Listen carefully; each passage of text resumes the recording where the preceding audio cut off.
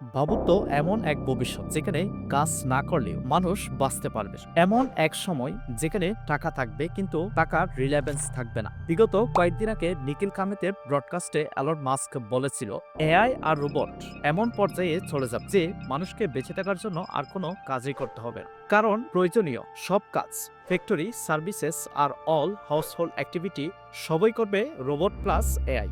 এখন প্রশ্ন হলো মানুষ তাহলে টাকা পাবে কোথা হতে? ভবিষ্যতে আসতে চলেছে ইউনিভার্সাল বেসিক ইনকাম, মানে যে দেশ, যে কোম্পানি, যে শক্তি এআই সিস্টেমকে ব্যবহার করবে এবং যেখানে বিশাল পরিমাণ প্রোডাক্টিভিটি তৈরি করবে, সেই অতিরিক্ত ভ্যালুর কিছু অংশ প্রত্যেক মানুষকে ভাগ করে দেওয়া হবে। সরকার, বড় টেক কোম্পানি আর অটোমেশন ড্রাইভেন ইকোনমি, এরা সবাই মিলে বেঁচে থাকার জন্য ন্যূনতম টাকা সবার অ্যাকাউন্টে নিজ থেকেই পাঠাবে। কারণ সত্য কথা হলো মানুষের চাহিদা বদলাবে না। ঘুরতে যাওয়া, নিজের বাড়ি চাওয়া, নিজের গাড়ি চাওয়া, কিন্তু কাজ করাটা মোটেও বাধ্যতামূলক হয়ে উঠবে না।